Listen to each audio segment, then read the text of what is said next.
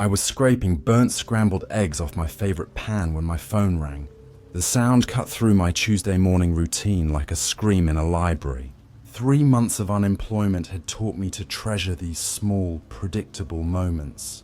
Coffee at 7, breakfast at 8, disappointed job search until noon. Simple, safe, ordinary. The caller ID read unknown, but something about the way it rang felt urgent, insistent, like whoever was calling knew I was there and wouldn't give up until I answered. Dr. Sarah Mitchell, I said, balancing the phone between my shoulder and ear while attacking a particularly stubborn patch of egg. Dr. Mitchell, this is Director James Harrison from the National Science Foundation's Arctic Research Division. The voice was crisp, professional, with the kind of authority that made you stand straighter even over the phone. I apologize for the early call, but we have an urgent situation that requires your immediate attention. I set down the pan. The NSF didn't call unemployed marine biologists unless something was very wrong or very right. What kind of situation? Are you familiar with our Arctic monitoring stations? Peripherally, I said, moving to my laptop. Climate research, ice shelf monitoring, that sort of thing. Precisely. One of our most remote facilities, Station Omega 7, has experienced an unexpected personnel change. We need someone with your specific qualifications to replace a researcher who had to leave suddenly. Had to leave suddenly. The phrasing sent a chill down my spine that had nothing to do with the mention of Arctic research. In academic circles, people didn't just leave suddenly unless something catastrophic happened. Funding cuts, ethical violations, nervous breakdowns, or worse. What happened to the previous researcher? I asked, a pause. Too long to be natural. Dr. Marcus Webb decided the isolation wasn't suitable for his research needs. He requested immediate reassignment to our facility in Colorado. The lie was smooth, practiced, but still a lie. I'd known Marcus Webb peripherally through conference circuits. He was the kind of researcher who thrived on isolation, who'd spend months alone in the field studying migration patterns without complaint. The idea of him suddenly developing claustrophobia seemed about as likely as me suddenly developing gills. Director Harrison, I said carefully, I've been out of work for 3 months. My last position ended when the university's marine biology program lost funding. Why me specifically? Your doctoral work on extremophile organisms in subarctic environments makes you uniquely qualified for this assignment. Papers rustled on his end. Your research on microbial life in permafrost conditions is exactly what we need for this project. That caught my attention. My dissertation had been obscure enough that most people's eyes glazed over when I explained it. The fact that the NSF not only knew about it but considered it relevant was either flattering or deeply suspicious. What's the compensation? I asked, trying to sound casual. $75,000 for 6 weeks. I nearly dropped the phone. That was triple what most research positions paid, even the good ones. The kind of money that suggested either extreme danger or extreme secrecy, possibly both. That's quite generous for 6 weeks of ice samples and climate monitoring, I said. The work is challenging. Remote location, harsh conditions, specialized equipment. We believe in compensating our researchers appropriately. Another smooth non-answer. I found myself wondering how many times Director Harrison had made this exact phone call, delivering this exact script to desperate researchers who wouldn't ask too many questions. When would I need to leave? Tomorrow morning. Flight from Boston to Anchorage, then military transport to the station. All expenses covered, of course. Tomorrow morning. No time to research the facility. No time to ask colleagues about the work. No time to do anything but pack and trust that the National Science Foundation had my best interests at heart. The smart thing would be to ask for more time, to demand more details, to insist on speaking with other team members.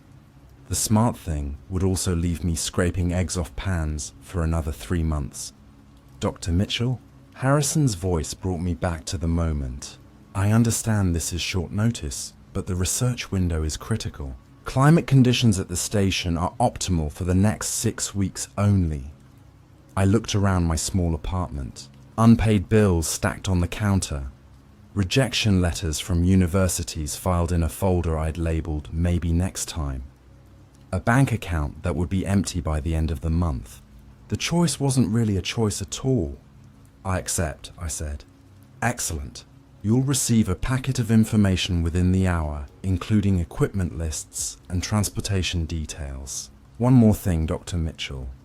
This research is classified under NSF Protocol 7.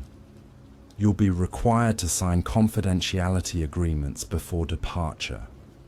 Protocol 7. I'd never heard of it, but anything requiring that level of secrecy meant whatever they'd found up there was either revolutionary or dangerous. Possibly both. Understood, I said. Welcome to Project Arcturus. Dr. Mitchell, I look forward to your contributions. The line went dead, leaving me standing in my kitchen, phone in hand, staring at the burnt pan and wondering what I'd just agreed to. An hour later, a courier delivered a thick envelope marked "Confidential" in red letters. Inside were travel documents, equipment specifications for devices I'd never heard of, and a non-disclosure agreement so comprehensive it basically prohibited me from acknowledging the existence of ice. The passenger manifest for my flight was interesting reading. Dr. Sarah Chen, project leader, 15 years of experience in glaciology. Elena Vasquez, climatologist with a specialty in electromagnetic field detection. Marcus Torres, listed simply as security consultant, which seemed like an odd addition to a climate research team. That night, I packed my winter gear with the strange certainty that I was folding away my old life along with my thermal underwear. Everything felt significant, weighted with meaning I couldn't quite grasp. The way my favorite sweater felt in my hands, the sound my boots made going into the duffel bag, the click of zippers, sealing everything inside.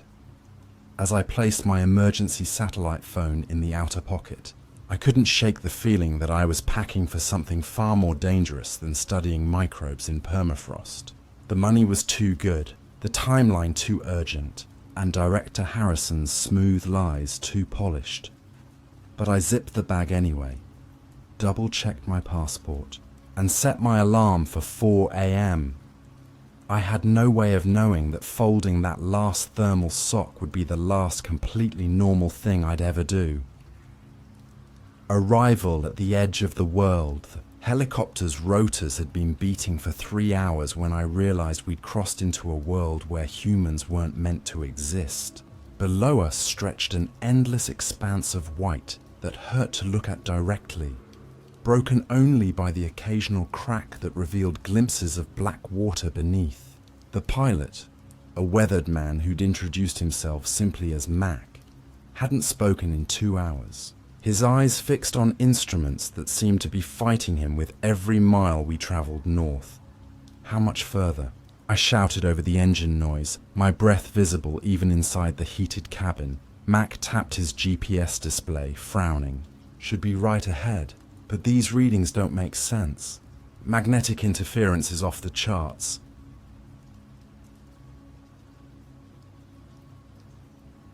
That was the first sign something was wrong with Station Omega 7, though I didn't recognize it as such at the time. I would learn to read the warnings in electronic equipment, the way devices seemed to rebel against functioning in that place, as if they sensed something their circuits couldn't process but their programming feared. Then I saw it.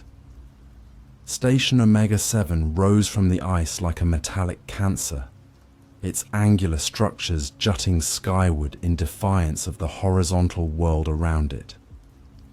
This wasn't the collection of prefab research modules I'd expected. This was a fortress, complete with what looked suspiciously like defensive walls and guard towers. Solar panels and communication arrays sprouted from every surface, giving the whole complex the appearance of some alien organism that had crashed and taken root in the permafrost. "That's not a research station," I muttered, pressing my face to the window. Mac caught my eye in his mirror. "Lady, I've been flying researchers to stations all over the Arctic for 15 years. That's not like anything I've ever seen either." The landing pad was carved directly into the ice, reinforced with what appeared to be military-grade materials. As we descended, I could see figures emerging from the main building, moving with purpose across the tarmac. Even from a distance, their body language seemed tense, urgent, like people who'd been waiting for news they weren't sure they wanted to receive. The moment the helicopter touched down, the cabin door swung open, and Arctic air hit me like a physical blow. The cold wasn't just temperature, it was a living thing that crawled inside your clothes, found every gap in your defenses, and reminded you that you were an intruder here. "Dr. Mitchell!" A woman approached through the rotor wash, her voice cutting through the engine noise. She was Asian, perhaps 40, with the kind of confident stride that marked her as someone accustomed to command. "I'm Dr. Sarah Chen, project leader. Welcome to Omega 7. As Mac shut down the engines, the sudden silence felt oppressive, broken only by the whistle of wind across ice and the distant groaning of the station's superstructure. Chen helped me with my bags, her movements efficient, but her eyes constantly scanning our surroundings, as if she expected something to emerge from the endless white. "How was the flight?" she asked as we walked toward the main building. "Interesting." The pilot mentioned magnetic interference. Chen's stride faltered almost imperceptibly. "Yes, we get that sometimes. Natural phenomenon. Something to do with mineral deposits in the bedrock." Another smooth lie, delivered with the same practiced ease as Director Harrison's phone call. I was beginning to understand that everyone connected to this project had been trained in the art of plausible deception. The main entrance was a series of airlocks, each more sophisticated than the last. The final door required both a keycard and biometric scan, security measures that seemed excessive for studying ice shelf stability. Inside, the station hummed with electronic activity, banks of monitors displaying data streams I didn't recognize, and equipment that looked more suited to a military command center than a research facility. "Let me introduce you to the team," Chen said, leading me into what appeared to be a common area. "This is Elena Vasquez, our climatologist." Elena was a small woman with nervous energy that manifested in constant fidgeting.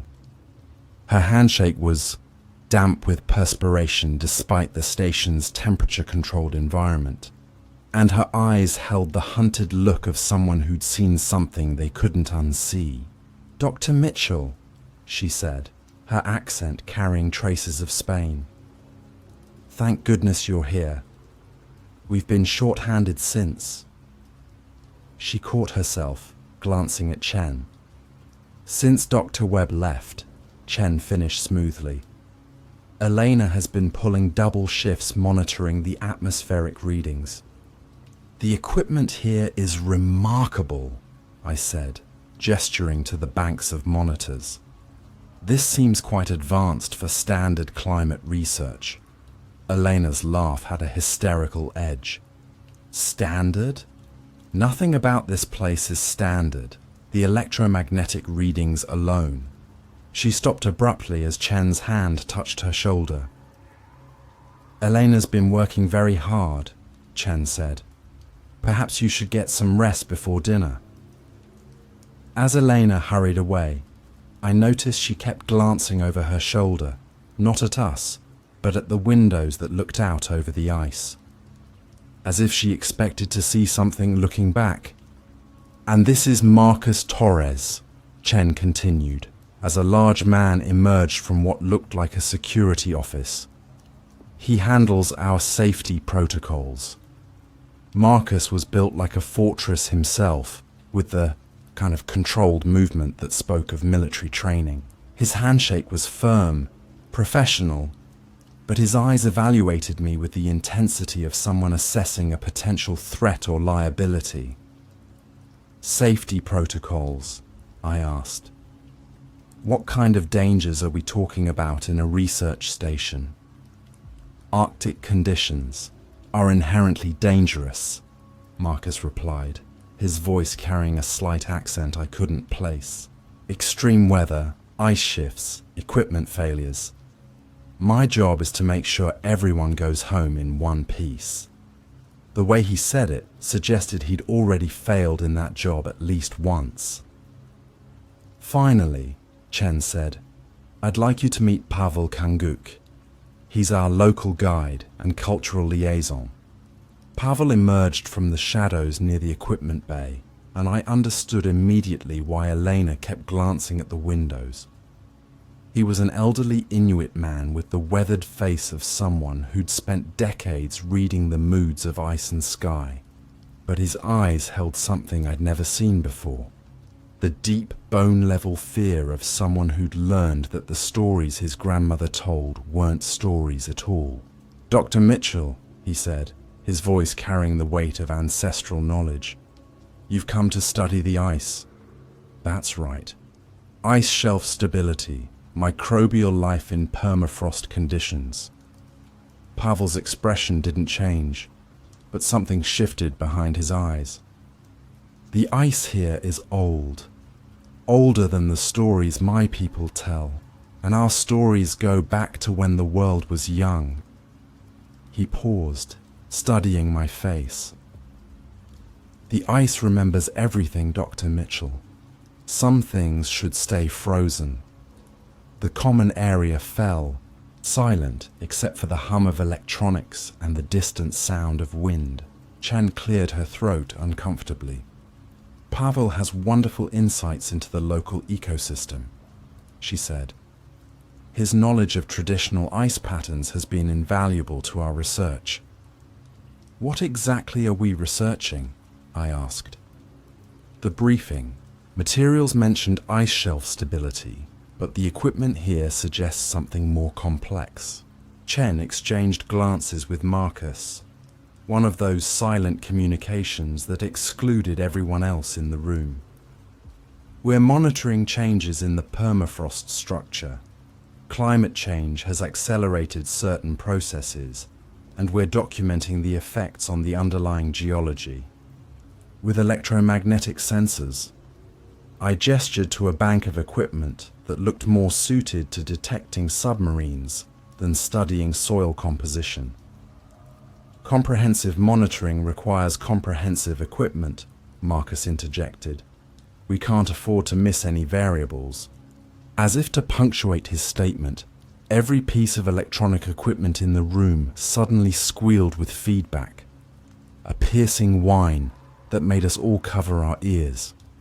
The lights flickered, and for a moment, the displays showed patterns that looked almost like writing in some incomprehensible script. Then everything returned to normal. Power surge, Chen said quickly. We get them sometimes. Something to do with the generator cycling. But Pavel was staring at the monitors with an expression of recognition and growing horror. It's starting again, he whispered. So quietly, I almost missed it. They're waking up. Before I could ask what he meant, Chen was already moving, bustling me toward the dormitory section with forced cheerfulness. Let's get you settled in your quarters. Dinner's at 1800 hours, and tomorrow we'll begin your orientation with the research protocols. As I followed her down a corridor lined with more sophisticated monitoring equipment than most universities possessed, I couldn't shake the feeling that I'd stumbled into something far beyond climate research. The station thrummed around us with electronic activity, But underneath that civilized humming, I could swear I heard something else. A deeper rhythm, like a heartbeat in the ice itself. My room was spartanly furnished but comfortable, with a window that looked out over the endless Arctic landscape. As Chen left me to unpack, I stood at that window, watching the sun hover at the horizon in that peculiar Arctic way that made time meaningless. Somewhere out there in the white expanse, something had made the most sophisticated researcher I knew abandon his post and flee south. Something that required a security consultant, electromagnetic monitoring equipment, and enough secrecy to invoke Protocol 7. And tomorrow, I would begin to learn what that something was. The discovery beneath. The ice core drill bit broke at exactly 53 feet, and that's when we knew we'd found something that shouldn't exist. I was operating the equipment that morning, following what Dr. Chen had described as routine permafrost sampling, when the drill suddenly lurched sideways and the motor screamed in protest before dying completely. What happened? Chen appeared at my shoulder within seconds, moving faster than someone should for a routine equipment malfunction. The bit hit something, I said, examining the twisted metal that had been pulled back up. Something hard enough to snap carbide steel. Marcus was already unpacking the ground-penetrating radar before I'd finished speaking, his movements carrying the urgency of someone who'd been expecting this moment. Eleanor stood nearby, her hands shaking as she calibrated instruments that seemed far too sophisticated for studying soil composition. "Let's see what's down there," Marcus said, activating the radar array. The first pass showed something impossible. 50 feet below our feet, where solid permafrost should have extended for hundreds of meters, the radar revealed a massive hollow space. The chamber was enormous, stretching beyond the range of our equipment, with walls that showed geometric regularity no natural formation could possess. "That's not a cave," I said, staring at the display. "Those are right angles, perfect right angles." Chen's facade finally cracked. She slumped against the equipment table, suddenly looking older than her years. "Dr. Mitchell, what I'm about to tell you is classified at the highest levels. This station wasn't built to study climate change. We're here because 3 months ago, a military satellite detected thermal anomalies at this location. Something down there is generating heat." "What kind of something?" I asked, though part of me already dreaded the answer. "We don't know. That's why we're here." Within hours, Marcus had assembled rappelling equipment that definitely hadn't been included in any climate research manifest. The access shaft he'd somehow prepared in advance descended through the permafrost like a throat, disappearing into darkness that our floodlights couldn't penetrate. "I'm going first," Marcus announced, checking his harness with military precision. "Then Dr. Chen, then Mitchell. Elena, you monitor from up here and maintain radio contact." The descent was 30 minutes of spinning slowly in a darkness that felt alive, pressing against us with almost physical weight. Our lights revealed walls of ice, but as we descended, the ice began to show inclusions. Dark shapes trapped within that I couldn't quite make sense of. Then we reached the bottom, and everything I thought I knew about human history collapsed. The chamber was vast, its ceiling disappearing into shadows above us. But it wasn't the size that stopped my breath. It was the architecture. The walls curved in ways that hurt to look at directly, following geometric principles that seemed to violate basic laws of physics. Angles that should have been acute appeared obtuse. Surfaces that looked flat from one perspective revealed impossible depth from another. "Jesus Christ," Chen whispered, her voice echoing strangely in the space. But it was the symbols that made my skin crawl. Carved into every surface were intricate patterns that pulsed with a faint blue luminescence, as if powered by some internal energy source. The symbols weren't random. They followed complex mathematical sequences that my brain tried to process but couldn't quite grasp, like trying to read text in a dream. The electromagnetic activity is off the charts. Elena's voice crackled through our radios. Whatever's down there is generating massive amounts of energy. That's when Jake Reynolds, our youngest team member who joined us for the descent, reached out and touched one of the glowing symbols. The change was immediate. The symbol flared brighter and Jake stumbled backward, his eyes wide and unfocused. Other symbols throughout the chamber began responding, their blue glow intensifying and spreading in patterns that looked almost like neural networks firing. "Jake," Chen called. "Are you all right?" He turned toward us, and for a moment, his expression was completely alien. Not confused or frightened, but coldly calculating, as if something else was looking out through his eyes. Then he blinked, and he was Jake again, but wrong somehow, like a photograph that's been slightly overexposed. "I'm fine," he said, but his voice carried harmonics that made my teeth ache. "I'm better than fine. I can see it now. I can see what they built." "What who built?"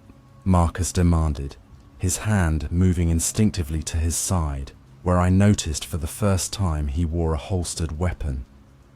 Jake's smile was beatific and terrible. "The ones who were here first. The ones who are still here." As if responding to his words, our lights revealed what lay deeper in the chamber. Embedded in the walls were shapes that had once been organic, preserved in the ice like insects in amber, but impossibly large, humanoid in general outline, but with proportions that belonged in nightmares. Limbs too long, joints that bent in directions human joints never could, and faces that were almost human except for the eyes. Black, multifaceted things that seemed to track our movement even though their owners had been dead for millennia. "Specimens," I breathed. "Perfectly preserved specimens." "Not specimens," Jake corrected, his voice now carrying that strange harmonic quality constantly. "Ancestors, teachers, the ones who will show us the way forward." Elena's voice burst through our radios in panic. "The electromagnetic readings just spiked. Something's happening down there." That's when Jake's nose began to bleed. Thick, dark blood that looked almost black in our LED lights. But he didn't seem to notice. Instead, he was staring at the preserved figures in the ice with an expression of reverent understanding. And then he began to speak in a language that had never been human, his voice resonating through the chamber in frequencies that made the ancient symbols pulse brighter with each syllable. The words seemed to bypass my ears entirely, carving themselves directly into my brain where they writhed like living things, trying to plant seeds of comprehension I knew I couldn't. Allowed to take root, the ice around the preserved figures began to crack. The awakening, I should have known something was wrong. The moment the silence stopped feeling empty, it wasn't just quiet anymore, it was listening. The station had always carried that background hum of machinery, the faint buzz of lights, the distant whir of heaters battling the frozen night. But sometime after midnight, as Jake took his watch at the outer perimeter, that familiar noise seemed to thin, replaced by a pressure in the air that made the skin of my arms prickle. Hours later, he was gone. At first, we thought he had simply gone to relieve himself and forgotten to check in, but his radio sat abandoned near the northern outpost, its casing flickering with static as though someone had brushed a magnet across it. Marcus led the search with clipped military precision, his flashlight beam cutting across the glacial ridge while the rest of us staggered through the drifts with half-numb fingers. We found Jake crouched beside the structure, hands splayed across its surface like a worshipper clinging to an altar. His lips moved rapidly, breath misting in the cold, but the words weren't English. They weren't anything we had ever heard. At least, not until Dr. Chen's face drained of color. "He's speaking Proto-Inuktitut," she whispered, though even she sounded unconvinced. "Or something older." Jake's eyes rolled toward us, pupils blown wide. When he spoke again, the words came clearer, sharper, as if his throat had reshaped itself to accommodate them. Later, when we translated the recording, the message left us colder than the Arctic wind. "The sleepers wake when the ice breaks." None of us spoke after hearing it. By morning, the station itself seemed to pulse with a kind of nervous energy. Every monitor flickered, every instrument bled interference into the comms, as if the entire grid was caught in some unseen storm. Even Elena's climate sensors, usually steady as heartbeat lines, spat out readings so wild they bordered on parody. The ice wasn't cooling, it wasn't even stable, it was warming, from the inside. "That's impossible," Elena muttered, shoving her glasses higher as if clearer vision would change the data. "There's no geothermal activity here, no volcanic vents. This should not be happening." Marcus had been quiet until then, his usual half-gruff detachment replaced with something harder, sharper. Finally, he set down his rifle and leaned across the map table. "There's something you need to understand," he said. "I'm not here to keep you safe from polar bears or ice storms. My assignment is specific. This facility is flagged for potential anomalous events." His phrasing was clinical, but the weight of it cracked across us like gunfire. "Anomalous events?" Elena demanded. "Things," Marcus replied, voice low. "That should not exist." For the first time since we'd arrived, his military background stopped being a vague reassurance and turned into something terrifying. The confessions didn't stop with him. Later that evening, Dr. Chen emerged from her quarters with a small metal box clutched in her hands. She set it down like it might detonate if jostled. "There's something I haven't told you," she admitted, avoiding our eyes. The previous lead researcher, Dr. Halverson, didn't resign. He vanished. Days before his disappearance, he claimed the structure was calling to him. The box snapped open to reveal journals, pages filled with frantic sketches that bordered on obsessive. The drawings weren't geometric patterns or structural diagrams. They were figures, elongated, half-formed creatures suspended in ice. Some looked human at first glance, others decidedly did not. Pavel, who until then had carried himself with quiet skepticism, crossed himself and muttered in his native tongue. When pressed, he finally shared what he had sworn not to. "The elders spoke of Tornasuk," he said gravely. "Beings that walk with our faces, wear our voices, but are not us. Hunters of souls, they wait beneath the ice." His words, paired with the grotesque accuracy of Halverson's sketches, gnawed at our resolve. For the first time, the legends weren't just stories. They were blueprints, warnings. By the third day, the electromagnetic disturbances had grown unbearable. Our radios screeched like wounded animals, laptops rebooted at random, and even the emergency beacons refused to hold a steady signal. It was as though the structure itself had wormed its way into the wiring, corrupting every pulse of electricity. And then came the movement. We were cataloguing supplies when Eleanor froze at the observation window, her breath catching like a sob. "Look," she whispered, finger trembling against the glass. Beneath the translucent skin of the glacier, a shadow shifted, slowly, methodically, like a sleeper turning in bed. The contours became visible under the frost. Limbs, longer than human, curled unnaturally against itself. And when its head tilted, the ice caught just enough light to reveal the faint impression of a face.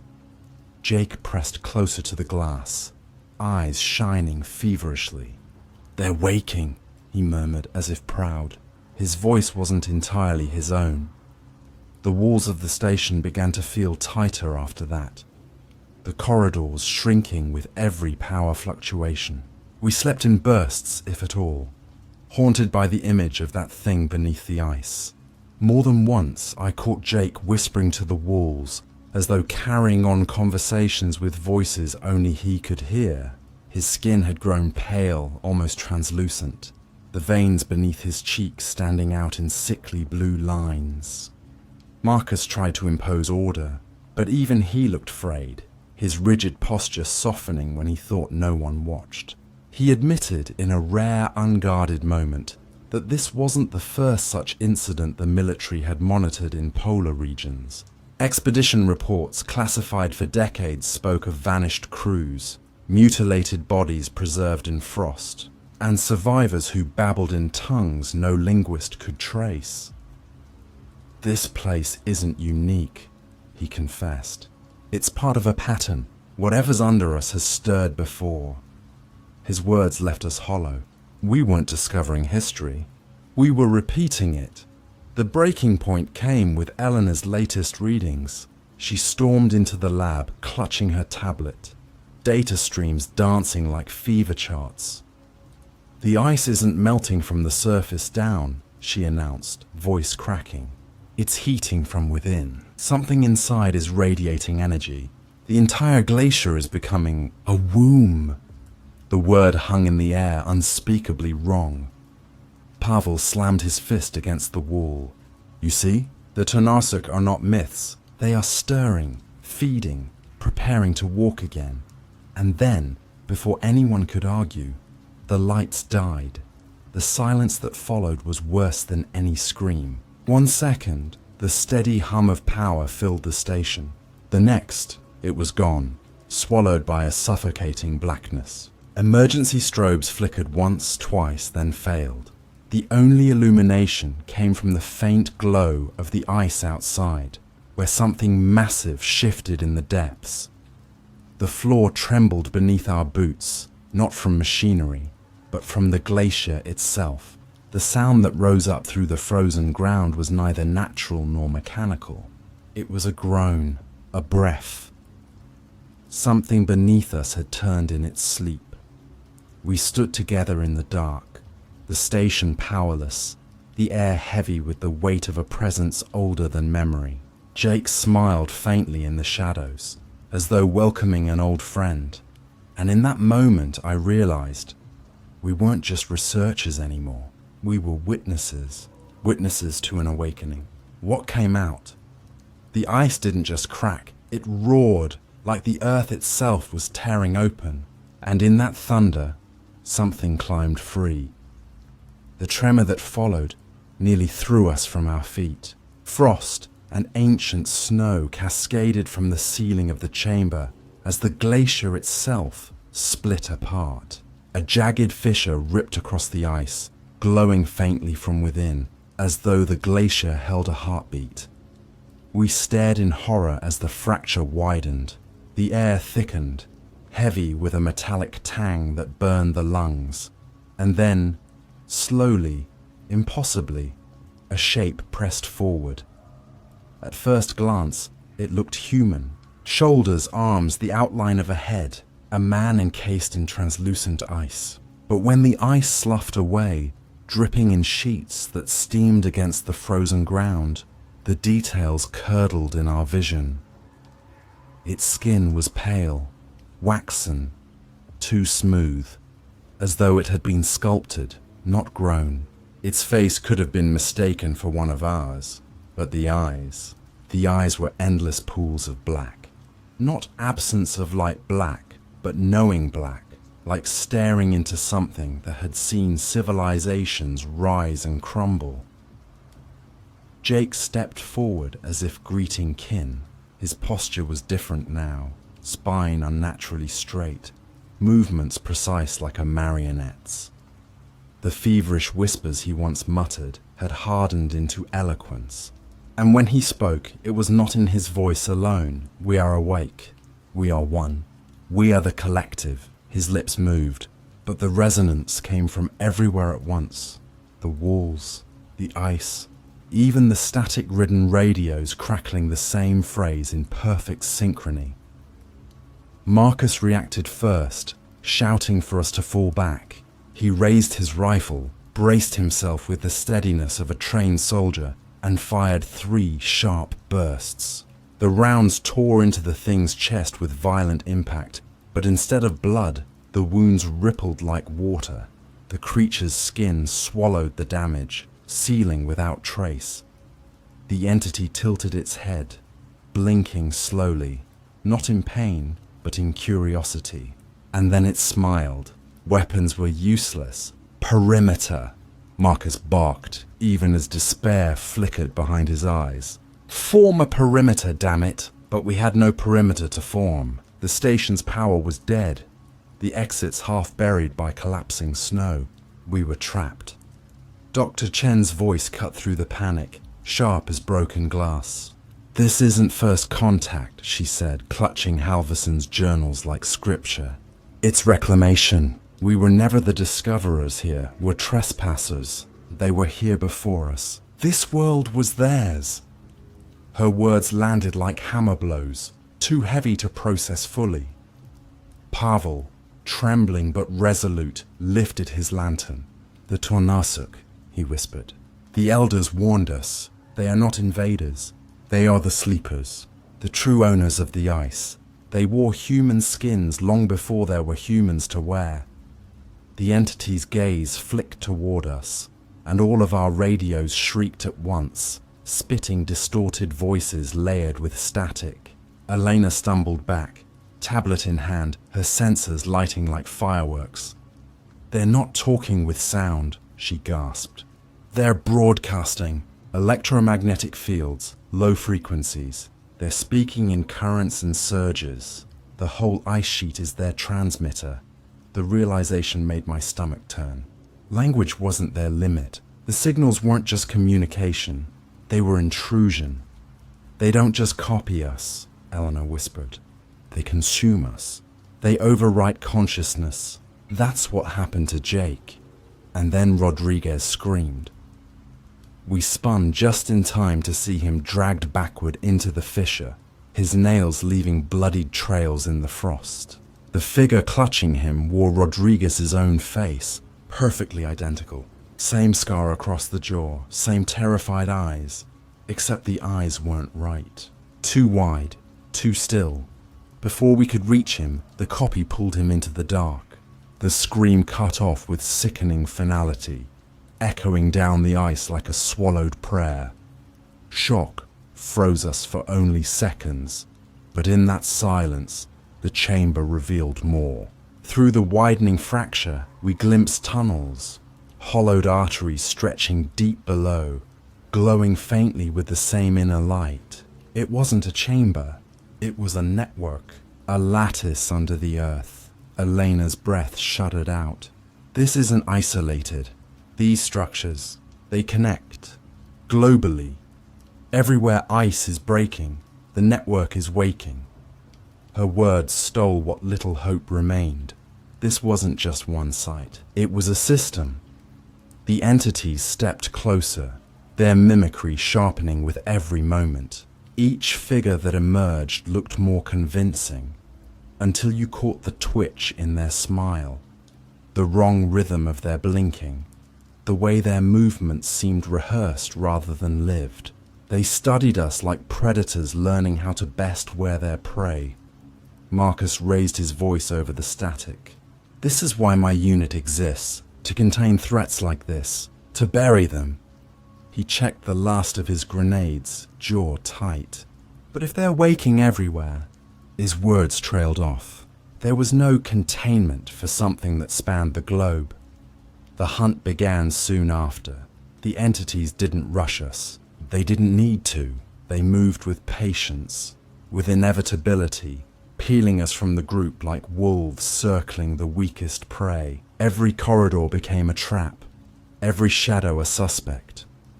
More than once, I caught Marcus aiming at one of us, Suspicion etched into his face. "Say something only you'd know," he demanded, eyes darting between Elena and Pavel. The paranoia was crushing, because how could we be sure? A perfect mimic was standing among us, and we would never know until it was too late. Hours blurred. Panic gnawed at our sanity. Each step deeper into the collapsing station felt like walking through a throat, swallowed alive by the ice. The creatures never rushed, never stumbled. They waited, they listened, and when we faltered, they pressed closer.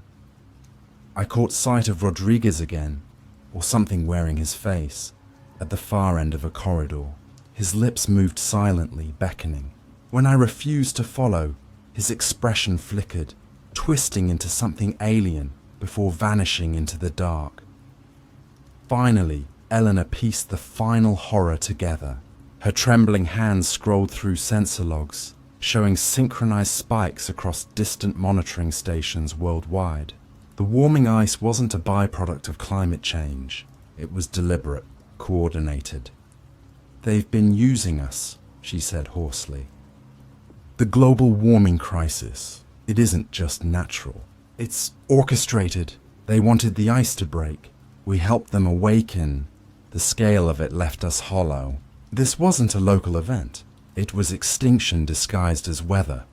Marcus slammed his fist against the wall, fury barely disguising his fear.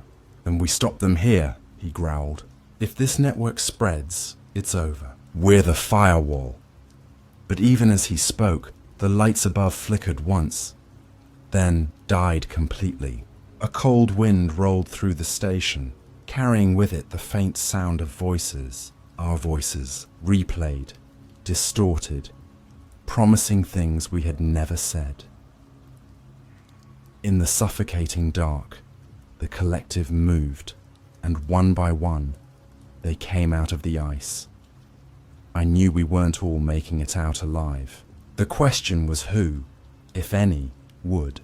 The station shuddered around us, its walls groaning as though the very ice beneath had decided to swallow the outpost whole. The lights were gone, the corridors cracking apart into jagged fissures that belched freezing mist.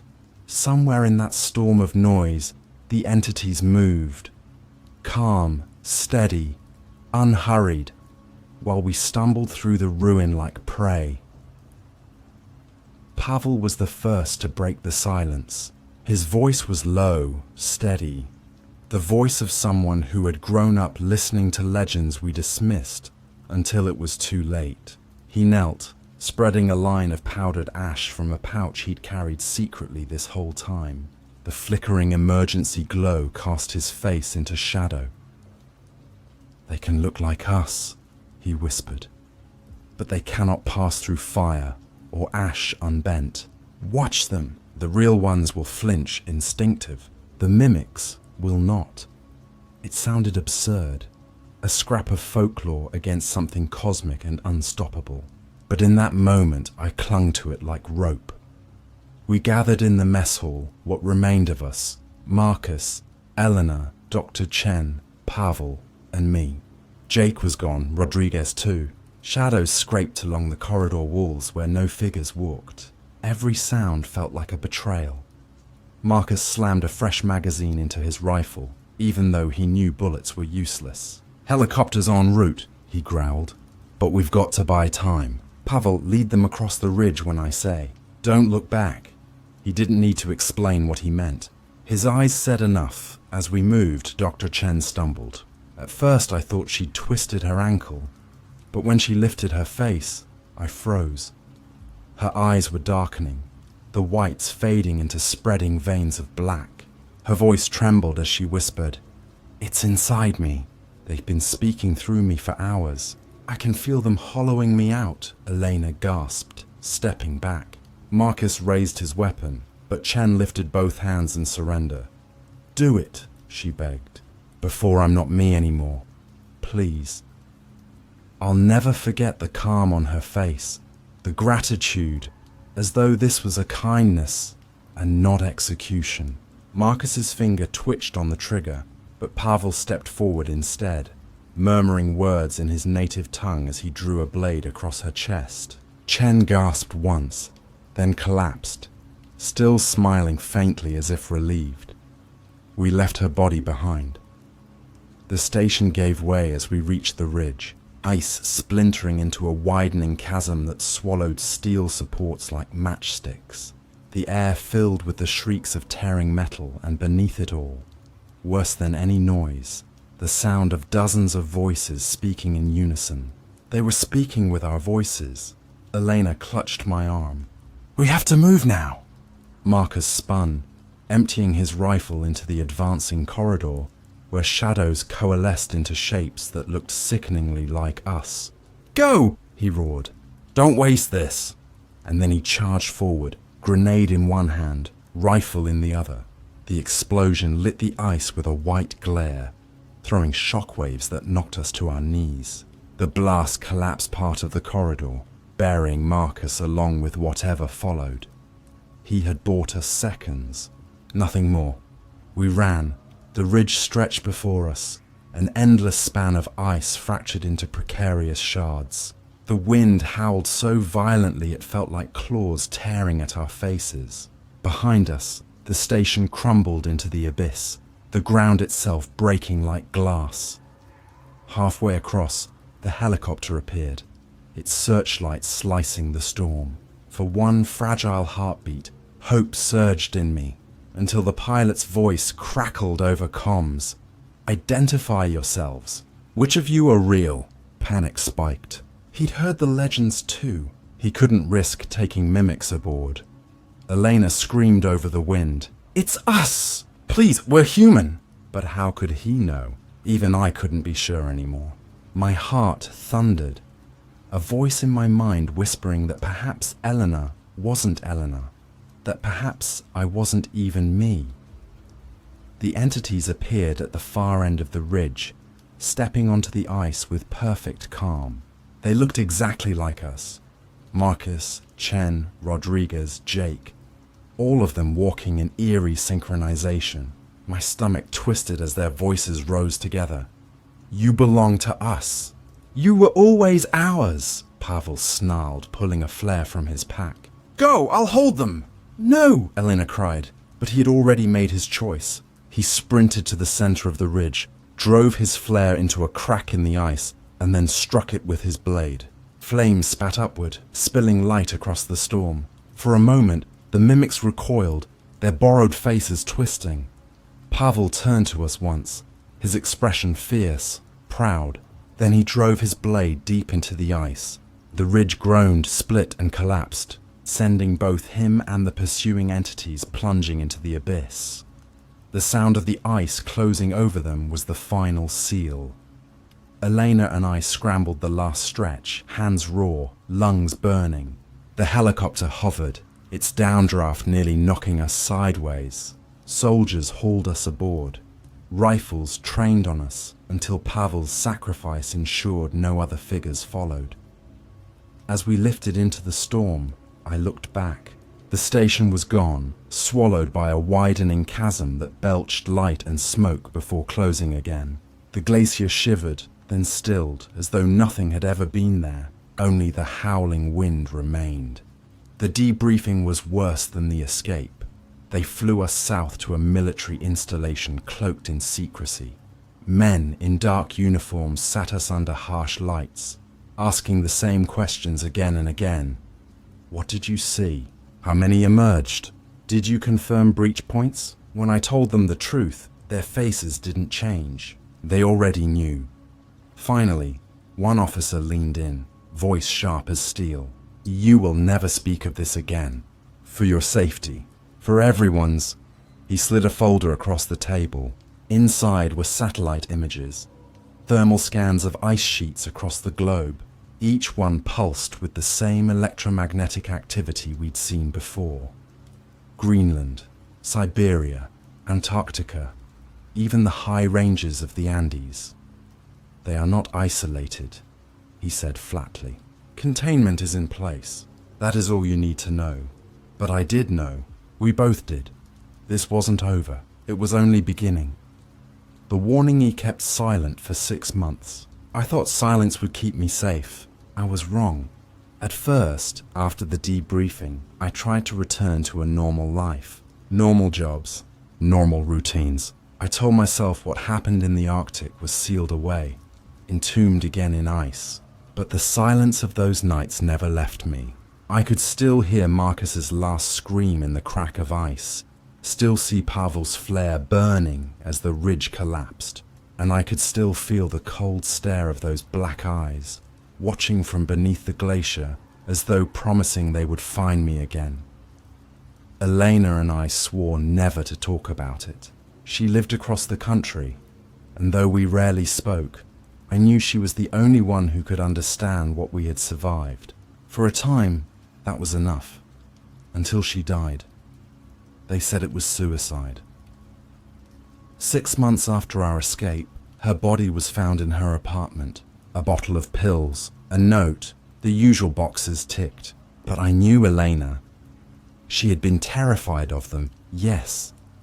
But she wasn't the kind of woman to give up. She was angry, determined. That determination had kept her alive across the ice when everyone else fell. The official story felt too neat, too convenient. And then I spoke to her neighbor. She told me she'd heard Eleanor talking at night. Long conversations, the low murmur of 2 voices. But Elena lived alone. When she knocked on the door, the voices would stop. When Eleanor finally opened it, her smile was too wide, too rehearsed.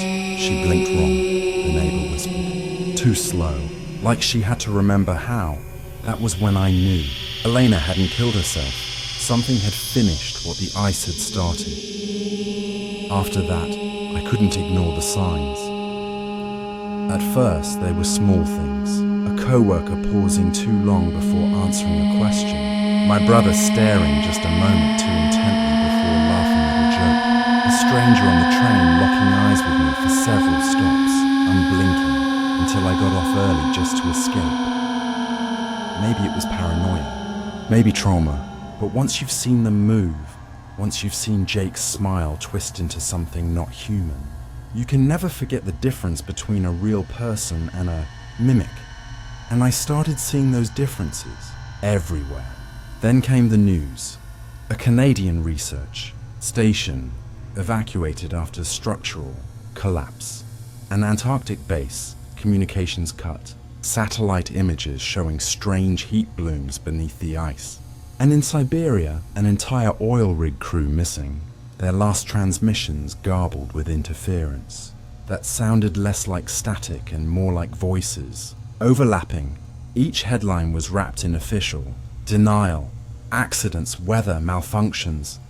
But I recognized the pattern. I had seen it before. And I remembered the folder the officer slid across the table during our debriefing. The satellite images glowing with electromagnetic signatures, not just in the Arctic, but across the globe. We hadn't stopped anything. We had only delayed it. I tried to stay quiet as they told me. The warnings were clear: speak and you disappear. But Elena is gone now. And every day I feel the circle closing in. Maybe they've marked me already. Maybe I'm next. That's why I'm speaking now. If this is my last chance, then someone needs to hear the truth. Someone needs to understand what's coming. Because the ice is melting faster than anyone predicted. Scientists argue over numbers. Politicians debate policies. But beneath all of it, the truth remains. The warming isn't just climate change. It's coordinated. It's them. Every degree of melt isn't just rising seas, it's the breaking of cages. And once those cages are gone, there will be nothing left to stop them from walking freely. I don't know how to fight them. Marcus's weapons didn't work. Chen's science couldn't explain them.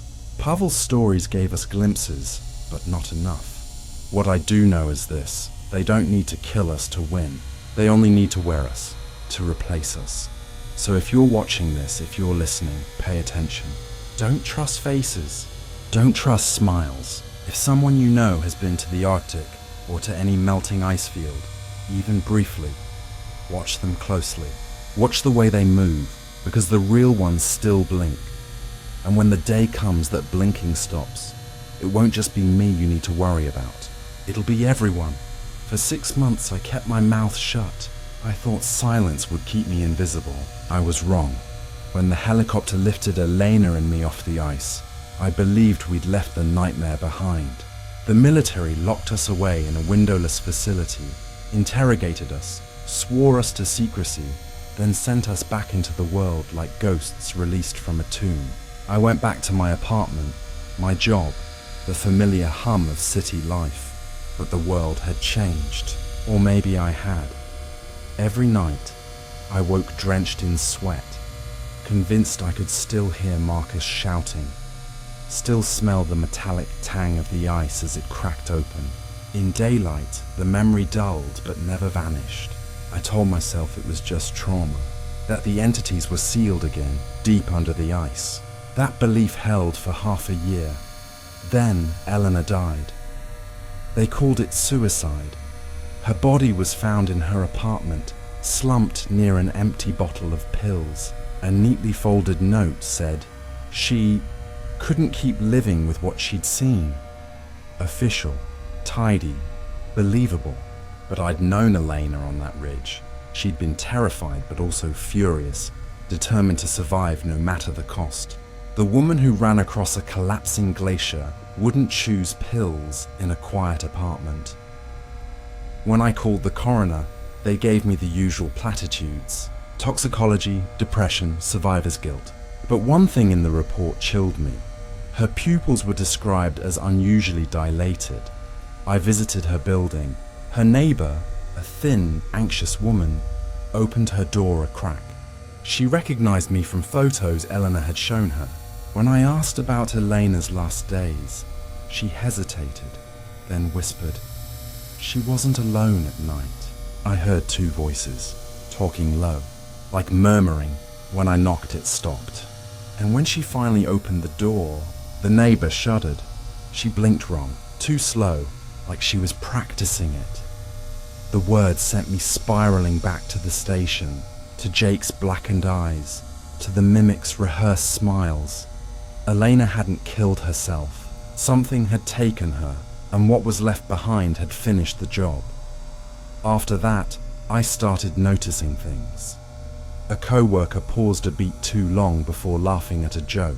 My brother stared at me across the dinner table, his eyes unblinking until I looked away.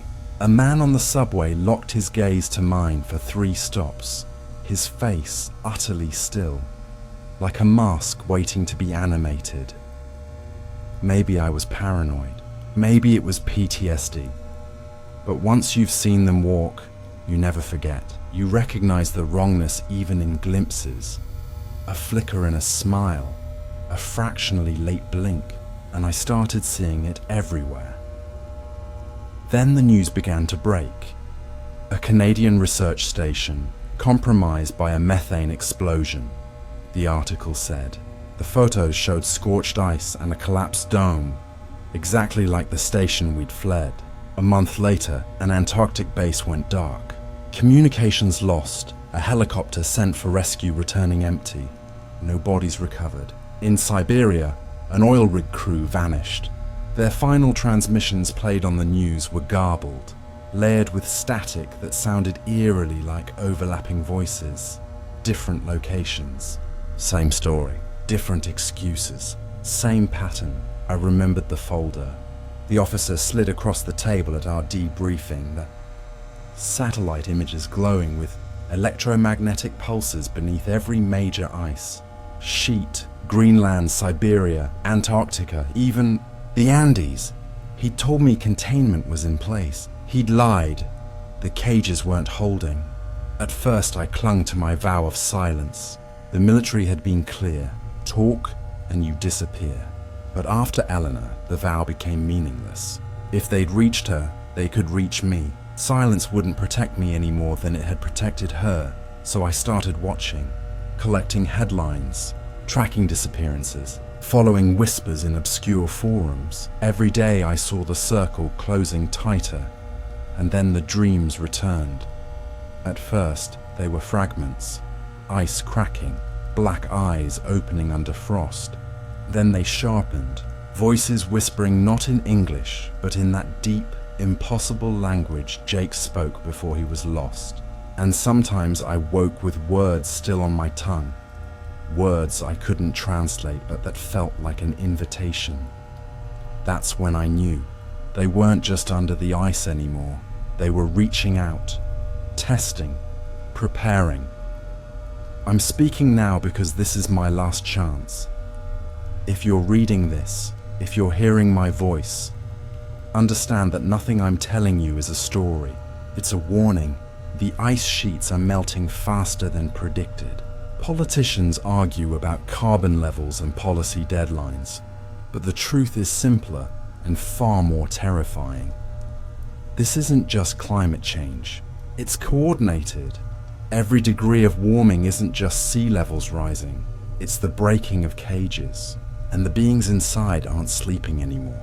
They're stirring, reaching, finding ways to step into us, to wear us like coats until nothing human is left but the skin. Marcus's bullets didn't stop them. Chen's science couldn't explain them. Pavel's legends gave us glimpses but no solutions.